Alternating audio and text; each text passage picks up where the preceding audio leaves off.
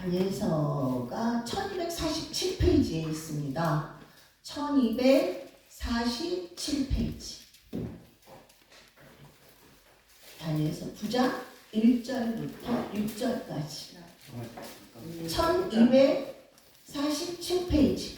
페이지 수로 다니엘서가 지금 하시는 분이 별로 없기 때문에 여러분이 찾기 힘들까봐 1247 다니엘서 9장 1절부터 6절까지.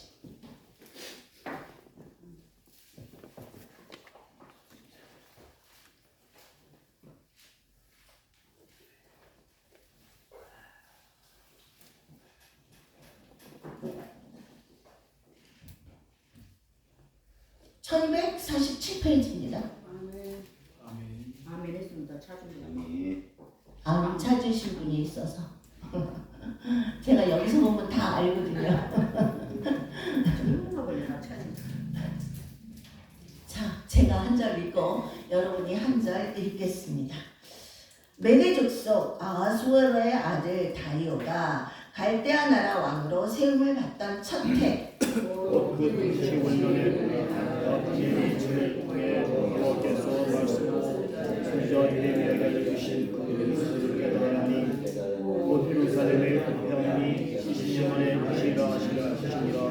내가 금식하며 베옷을 입고 죄를 덮어쓰고 주 하나님께 기도하며 간구하기를 결심하고 하나님 여호와께 기도하며 자복하여 지시고 두려워할 주 하나님 주를 사랑하고 주의 이름을 지키는 자를 위하여 하나님을 지키시고 그에게 인자를 베푸시는 이시여. 우리는 이미 범죄하여 패역하며 행악하며 반역하여 주의 법도와 규례를 떠났사오며 다같이 우리가 또 주의 종 선지자들이 주의 이름으로 우리의 왕들과 우리의 고관과 조상들과 온 국민에게 말씀하신 것을 듣지 아니하였나이다.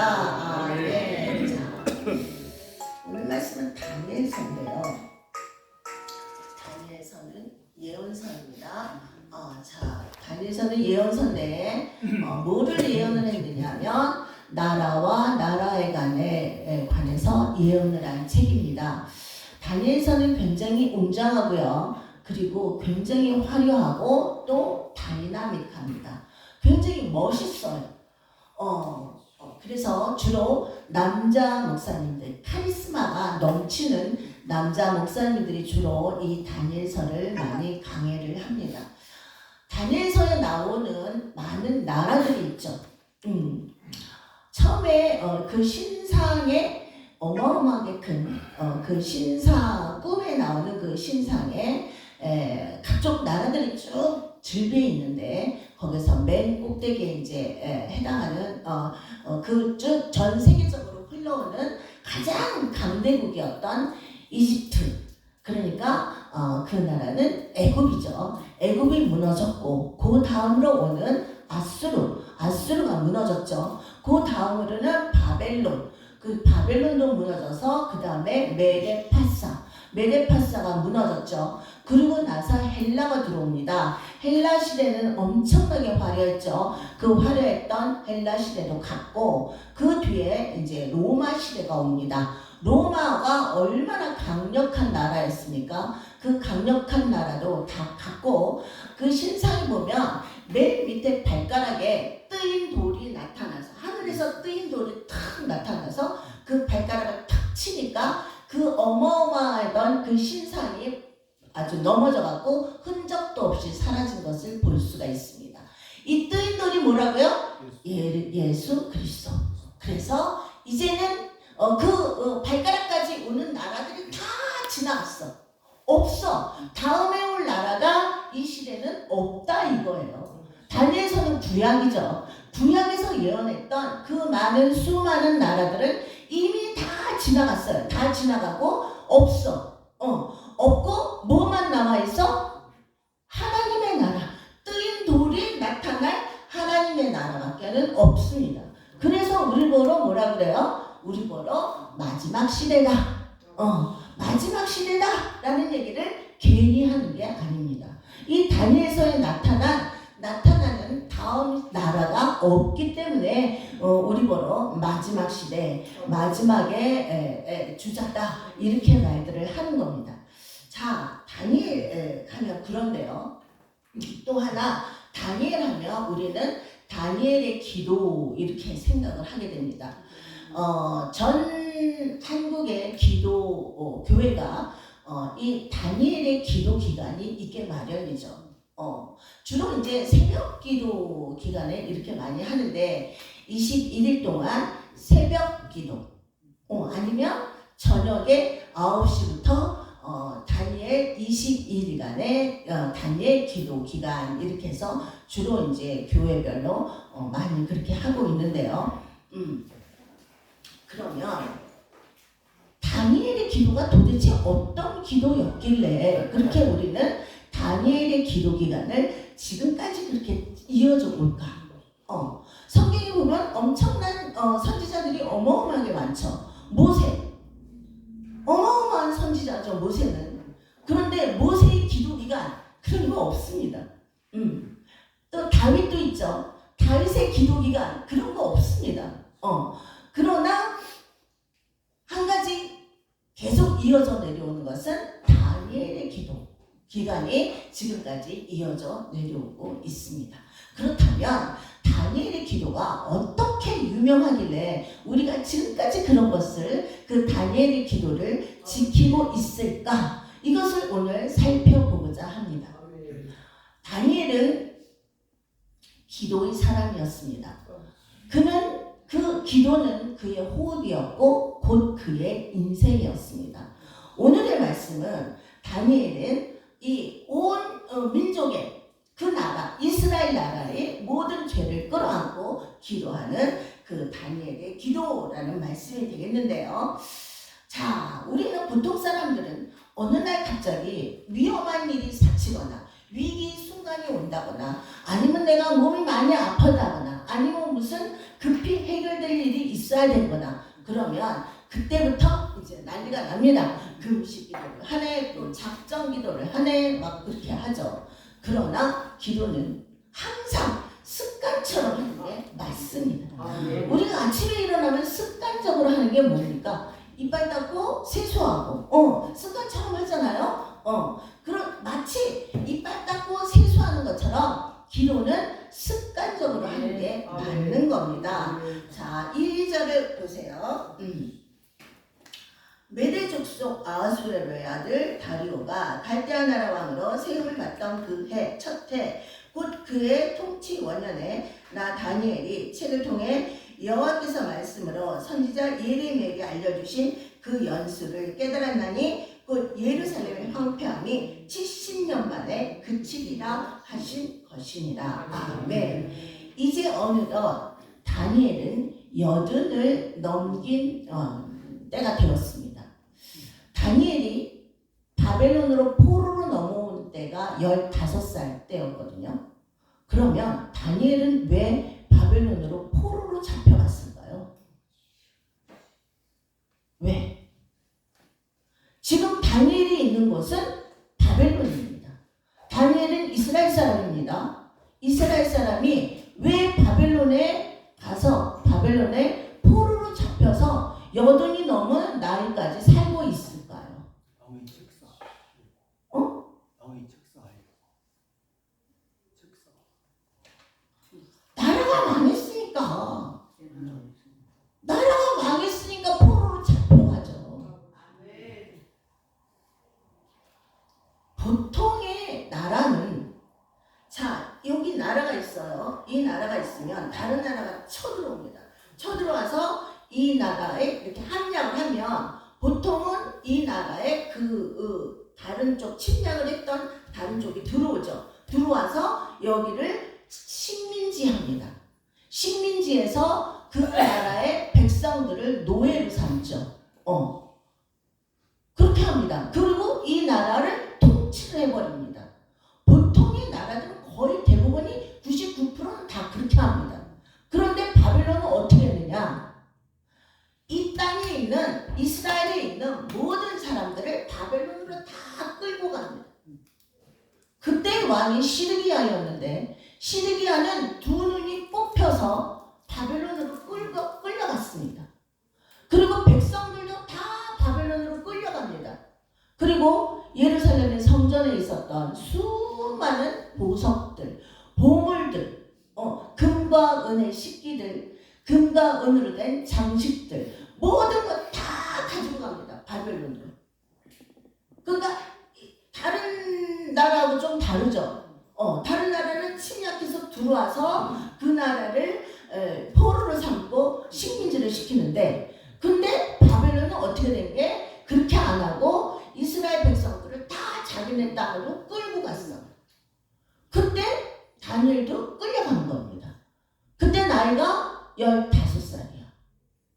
근데 지금은 80을 넘은 나이가 됐습니다. 근데 어느 날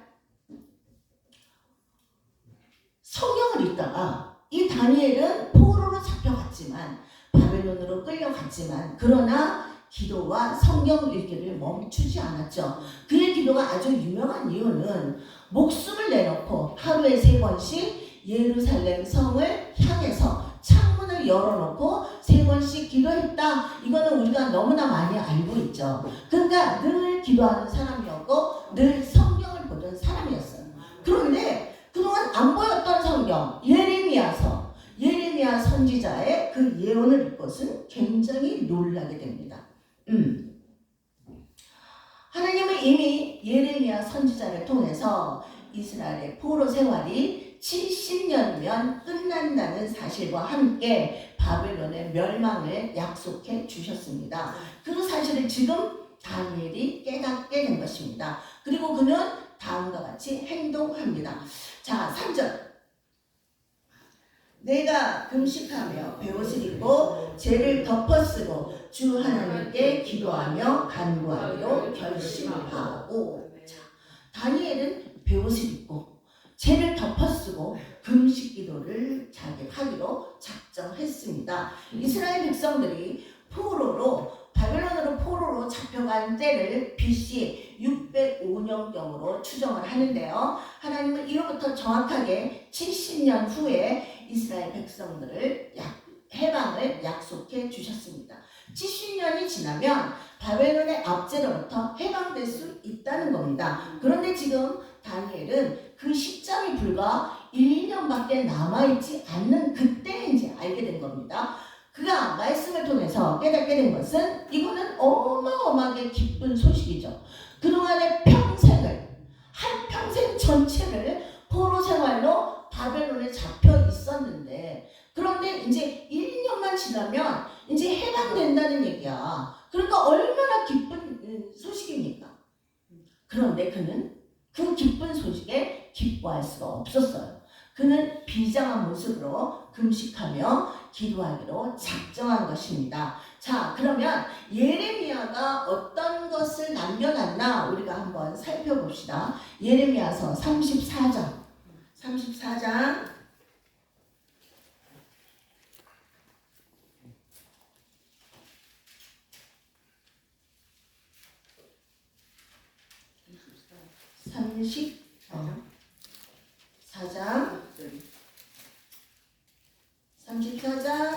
18절부터 22절. 18절부터 22절. 몇 페이지냐면 1108페이지입니다. 1108페이지. 네, 18절부터 22절. 자, 송아지를 둘로 쪼개고 그 두 조각 소리 사이로 지나매 내 앞에 언약을 맺었으나 그 말에 실행하지 아니하여 내 계약을 어긴 그들을 곧 송아지 두 조각 사이로 지난 유대 고관들과 예루살렘 고관들과 내시들과 제사장들과 이 땅 모든 백성을 내가 그들의 원수의 손과 그들의 생명을 찾는 자의 손에 넘기리니 그들의 시체가 공중의 새와 땅의 짐승의 먹이가 될 것이며 또 내가 유다의 시드기야 왕과 그의 고관들을 그의 원수의 손과 그의 생명을 찾는 자의 손과 너희에게서 떠나간 바벨론의 왕의 군대의 손에 넘기리라. 여호와의 말씀이니라. 보라, 내가 그들에게 명령하여 이 성을 다시 오게 하리니 그들이 이 성을 쳐서 빼앗아 불사를 것이라. 내가 유다의 성읍들을 주민이 없어 처참하게 황무지가 되게 하리라. 아멘. 자, 다니엘은 예레미야서를 읽으면서 지금 이스라엘 백성들이 겪고 있는 이 큰 고난의 역사가 다름이 아니라 자신들의 조상의 죄 때문이라는 것을 알게 되었습니다. 그리고 또 곧 포로 생활이 끝난다는 사실을 알고서도 그래서 기뻐할 수가 없었습니다. 그래서 그는 베옷을 입고 죄를 덮어쓴 채로 금식하며 회개하기 시작한 것입니다. 이때 다니엘이 입었던 그 베옷은 구약 시대는 거의 다 이렇게 큰 회개를 할 때는 항상 베옷을 입고 죄를 덮어쓰고 그리고 금식을 하죠. 그러면 이 베옷을 왜냐? 이거는 여러분이 좀 알아봐야 될 거 아니에요. 우리가 늘 구약을 보면 베옷을 입고 죄를 덮어쓰고 금식 기도를 했다 이런 것만 알지 왜 베옷을 입었는지 왜 죄를 덮어쓰는지 그것은 알고 좀 봐야 될 것 같아요. 자, 베옷은 뭐냐면 베옷을 입는 이유는 하나님의 온전하신 용서밖에는 이 문제를 풀 다른 방법이 없습니다 라는 상징적인 행위인 것입니다. 또한 죄를 덮어 쓴다는 것은 뭐냐면 가장 깊은 절망 상태를 말하는 거예요. 왜냐하면 자, 우리 집에 불이 났어요. 불이 났어. 모든 것이 그래서 잿더미가 됐어. 얼마나 기가 막힌 절망의 상태야. 그것보다 절망의 상태가 어디 있어요.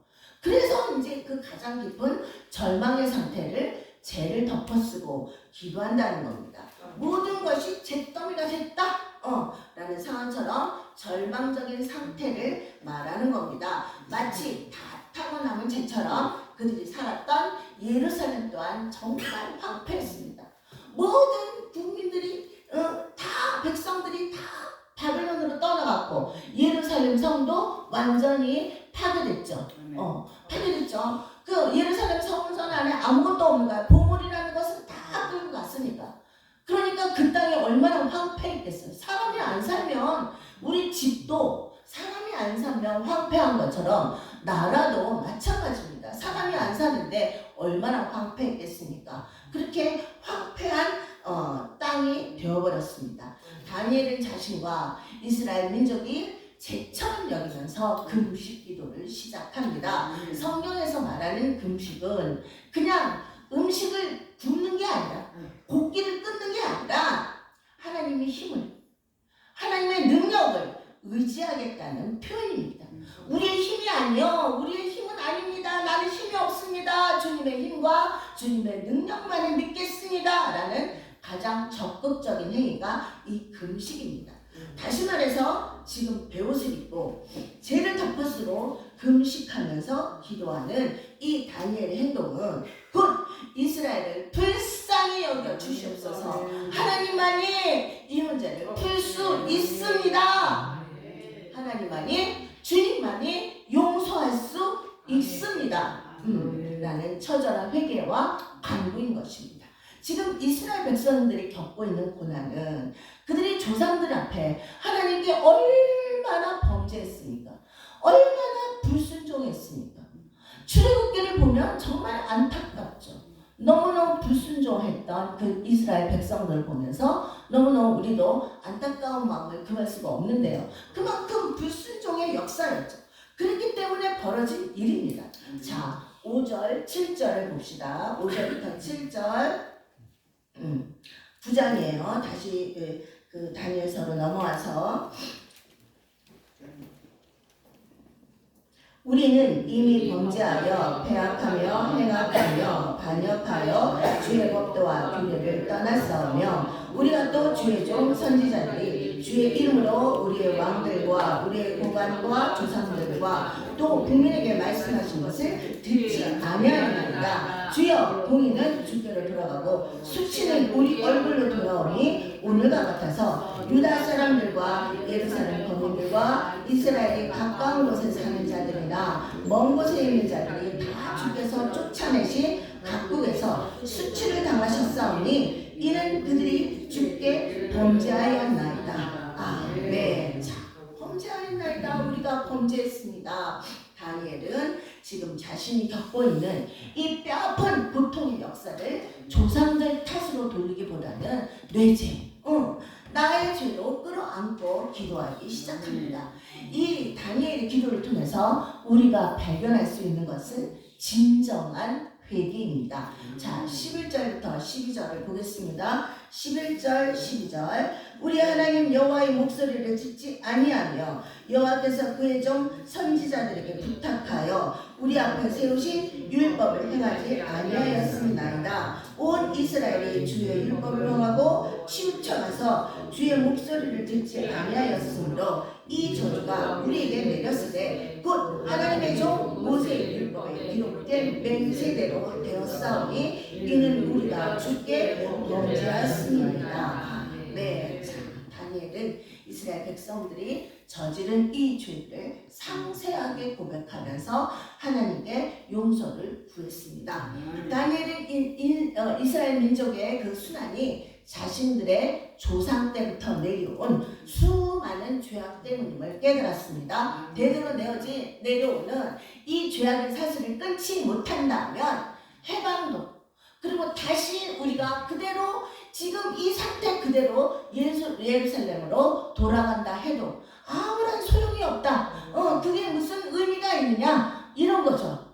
안 그러겠어요? 그대로 죄악 가운데 있었던 그대로 바벨론으로 갔다가 그대로 돌아오면 무슨 소용이 있겠냐 이거죠. 아무런 의미가 없음을 깨달은 것입니다. 그래서 민족을 대표해서 하나님께 회개 기도를 드린 것입니다.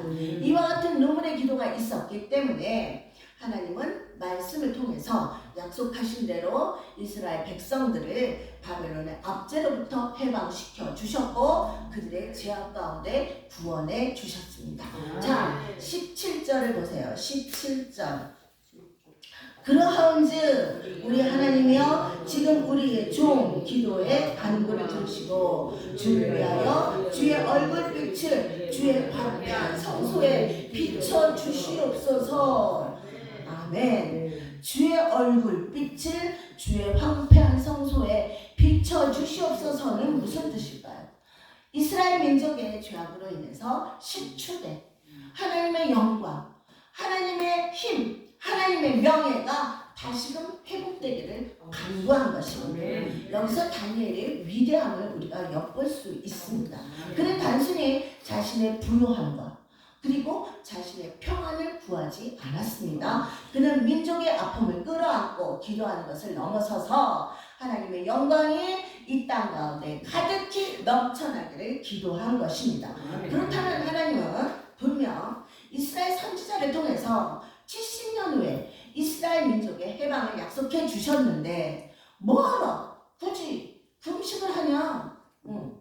이미 예레미야 선지자를 통해서 70년 만에 니네들을 해방시켜 주겠다 이렇게 예언을 했는데 굳이 뭐하러 금식 기도까지 하고 죄를 덮어쓰고 뭐하러 하냐?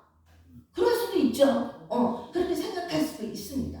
그러나 기도해서 이루어진 것과 기도 안에서 이루어진 것은 엄연히 다릅니다. 자, 예를 들어서 A라는 사람이 있어요. A라는 사람이 당장 100만 원이 필요합니다. B라는 사람이 있어요. B라는 사람도 지금 당장 100만 원이 필요합니다.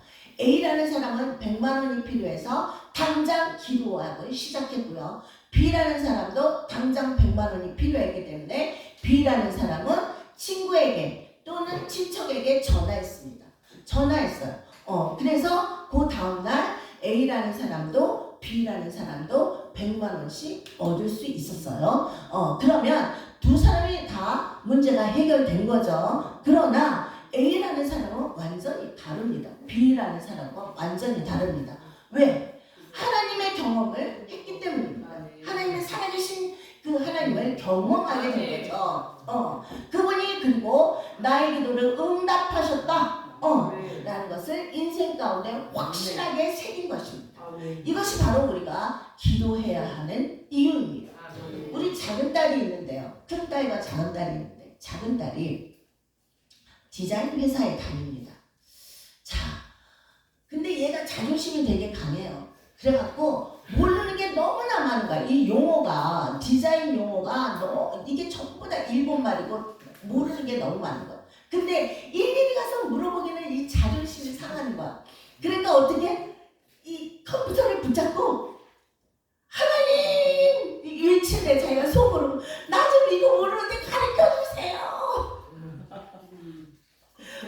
나 살려주세요. 하나님, 나 이거 몰라요. 이거 좀 가르쳐주세요. 그러면 그게 금방 해결이 된대요. 그리고 얘가 전화가 와. 엄마, 말이 돼? 말이 안 돼. 나는 이잖아 컴퓨터를 붙잡고 기도만 했거든. 근데 그게 해결이 됐어. 금방 나 알았어. 걔는 뭐야? 살아계신 하나님을 계속 경험하는 거야. 그렇죠? 그게 기도한 것과 기도 안 한 것과 차이가 그렇게 엄청나는 거거든요. 그렇죠? 바로 그거예요. 그래서 우리가 기도하는 이유가 바로 그것입니다. 다니엘이 하나님의 약속하심을 깨달은 후에도 그렇게 기도했던 것은 하나님을 더 알아가기 위함이었습니다. 그것이 다니엘의 기도 속에서 우리가 발견해야 할 가장 중요한 비밀입니다. 그런데 오늘날 어느 때보다도 한국교회가 회복해야 할 것은 이 기도입니다. 성경에 보면 아주 유명한 기도들이 나오는데요. 온 민족의 죄악을 끌어안고 기도하던 다니엘의 기도, 또 민족의 운명과 구원을 위해서 기도하던 모세의 기도, 또 자신의 죄를 끌어안고 눈물로 침상을 적시던 다윗의 기도, 또 엘리야가 바알의 선지자 150명, 아세라 선지자 400명을 놓고 맞짱 뜨던 엘리야의 기도가 있죠. 또 요단강을 가르면서 출애굽한 이스라엘 백성들을 가나안 땅으로 이끌어야 했던 여호수아의 기도들이 있습니다. 그렇죠. 그런데 지금까지 그렇게 이어져 내려온 수많은 유명한 기도들, 성경에서 말하는 수많은 그 유명한 기도들 중에 우리는 두 가지 기도를 지금까지 행해오고 있습니다. 그 하나는 뭐냐면 예수님이 광야에서 행했던 40일간의 기도가 있습니다. 금식 기도가 있죠. 그리고 다니엘이 지금 전 민족의 죄를 끌어안고 기도했던 21일간의 기도가 있습니다. 예수님의 기도나 다니엘의 기도나 그만큼 철저하게 온 마음을 다해서 기도한 기도입니다. 그래서 우리는 늘 언제나 이렇게 다니엘 기도 기간이 있게 마련입니다. 그리고 금식 기도를 하면 예수님이 했었던 40일간의 기도나 아니면 다니엘이 했던 20일간의 금식 기도, 이것을 둘 중에 하나 하게 되죠. 그리고 이 다니엘 기도 기간은 주로 큰 교회 중심으로 유명한 목사님이나 유명한 선교사님 위주로 이 20일간의 21일간의 다니엘 기도 기간이 있게 마련입니다. 자, 한국교회 하면 세계가 알아줄 정도로 기도 재단이 대단했던 나라입니다. 세상에 어느 나라가 새벽 기도가 있습니까? 세상에 어느 나라도 새벽 기도는 없습니다. 이스라엘에 새벽 기도 있어요? 없습니다. 미국이 새벽 기도 있어요? 없습니다. 오직 새벽 기도 있는 나라는 우리나라밖에 없습니다. 또 금요 천하 예배, 금요 천하 예배가 어느 나라가 있어요? 없습니다. 세계 유일하게 우리나라만 있습니다. 우리 때는 저녁 10시인가 9시인가 기억이 안 나는데 그때부터 시작해서 온 밤을 세워서 그 다음날 아침 새벽에 5시에 새벽 예배를 마치고 그리고 나서 곧바로 일하러 나갔습니다. 그때는 뭐 토요일까지 다 일하는 때였으니까 그렇게 금요일날 새벽 기도를 마치고 그리고 토요일날 일하러 나갔죠. 그런데 어느덧 이것도 없어졌어요. 심야 예배로 바뀌어졌습니다. 그만큼 기도 안 한다는 겁니다. 왜 기도를 안 할까요? 먹고 살기가 좋아졌으니까 안 하는 거예요. 그만큼 잘 먹고 잘 사니까 그만큼 기도 안 하는 겁니다. 그럼 제가 왜 이 기도 얘기를 할까요? 다니엘의 기도. 오늘 얼마 전에 총선이 있었습니다. 민주당이 압승을 했죠. 압승할 수 있어요. 좋아요. 그럴 수도 있죠. 그런데 그 시기가 지금 시기가 아니라는 거죠. 왜냐? 우리나라는 수출로 먹고 사는 나라입니다. 세계와 맞물려서 나가는 나라가 우리나라입니다. 그런데 세계는 지금 어때요? 우크라이나 전쟁이 지금 계속 이루어지고 있고, 그 다음에 지지난번에 제가 이스라엘과 하마스 간의 전쟁을 말씀을 드렸습니다. 이스라엘과 하마스 간의 전쟁은 하마스는 어차피 힘이 없어. 이스라엘을 당해낼 재간이 없는 게 이제 하마스죠. 그래서 하마스가 어떻게 했다고요? 이란하고 손을 잡았다. 제가 지난번 말씀을 드렸어요. 그래서 이란이 이번에 이스라엘을 공격했죠. 200발이나 되는 미사일로 공격을 했습니다. 그러니까 이스라엘이 가만히 있겠어요? 가만히 아니죠. 우리나라는 수도 없이 북한이 쳐들어와도 가만히 있죠. 천안함 폭침해도 가만히, 연평도 포격해도 가만히, 이래도 가만히 있고 저래도 가만히 있고. 근데 이스라엘 가만히 있겠어요? 이스라엘은 세계 최강의 군사 대국입니다. 그러니까 미국이 말렸죠. 계속. 니네 전쟁하면 안 돼. 전쟁하지 마라. 근데 말 안 듣죠. 말 들을 이스라엘이 아니죠. 그래서 이란을 또 공격했습니다. 그런데 그렇게 되면 물가가 어떻게 될까요? 물가는 당연히 올라갑니다. 우리나라만 물가 올라가요? 아니에요. 전 세계적으로 물가는 올라갑니다. 환율이 지금 1,380원이 넘었고요. 그 다음에 금이 1g당 10만 원이 넘었습니다. 그런데 경제가 잘 돌아간다? 어떻게 경제가 잘 돌아가요? 잘 돌아갈 수가 없죠. 지금 여당인 윤석열 대통령이 승리를 해도 그쪽에서 압승을 해도 경제가 겨우 이끌어 갈까 말까 하는데 민주당이 압승을 했어. 여의도 연구원이 민주당이 압승을 한 그 이유를 알아봤어요. 도저히 질래야 질 수 없는 선거인데 왜 졌냐? 그래서 연구를 했어. 두 가지 이유가 나왔는데요. 하나는 전 국민에게 25만 원씩 나눠준다. 그 다음에 또 하나는 주 4.5일제. 그러니까 우리 때는 6.5일제로 일했거든요. 저희 때는. 그러니까 토요일까지 일하고 일요일 날은 첫째 주, 셋째 주에 놀든가 아니면 둘째 주, 넷째 주에 놀든가 그렇게 해서 6.5시간을 일했습니다. 지금 주 5일제죠. 5일만 일하죠. 토요일 날은 놀죠. 그런데 어떻게 됐어요? 4.5일제. 그러니까 금요일 날이 반만 하는 거야. 금요일 날은 12시까지만 근무하고 이제 끝나는 거죠. 두 가지 법안을 좋다.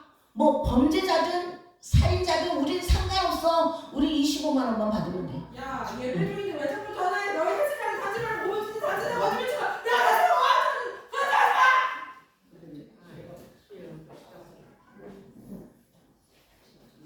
거짓말 치고 내가 가서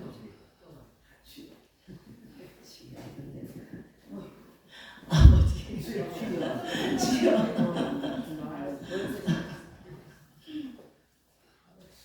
나 다음에 건강 문제 있다고 전화해주세요. 점점 받아봐요. 저 위험을 해놓고 현장에 전부 이상한데 와 잠깐만 나 정말 목 간절하고 죽겠네. 저만 보면 나만 저거고 묵지하려 이러고 가라. 뒤로 나가지고 나 코파 좀 주세요. 알았어. 이제 그만해. 절제. 그거 다 나가라고 오빠. 알았어. 그만. 절제. 오랜만에 하니까 마귀가 지랄하네. 그래서 민주당이 압승을 했다는 겁니다. 자, 문재인 정권에서 나라 빚이 400조가 늘어났어요. 그런데 전 국민한테 25만 원씩 나눠주면 얼마가 늘어나겠어? 우리야 25만 원 주면 그거 있어도 그만 없어도 그만이야. 그냥 주머니에서 녹아. 그냥 뭐 식당에서 밥 한 번 사 먹고 술 한 번 사 먹으면 끝나. 그렇죠? 25만 원이 없어서 나 굶어 죽어요 하는 사람 지금 어디 있습니까? 없어요. 근데 25만 원 나눠준다고. 말이 돼? 안 돼. 그리고 그거 나눠주면요 물가는 천정부지로 올라갑니다. 돈을 그만큼 나눠주면 우리는 25만 원 받지만 50만 원, 100만 원씩 물가는 올라가는 겁니다. 그 법칙을 왜 모릅니까? 그래서 영국의 파이낸셜 타임즈가 이제 한국은 망하는 길로 들어섰다. 일본의 유명한 경제학자가 한국은 자살로 들어가나? 이렇게 칼럼들을 썼더라고요. 이번에 총선을 보면서. 이거는 완전히 나라가 자살하는 길이야.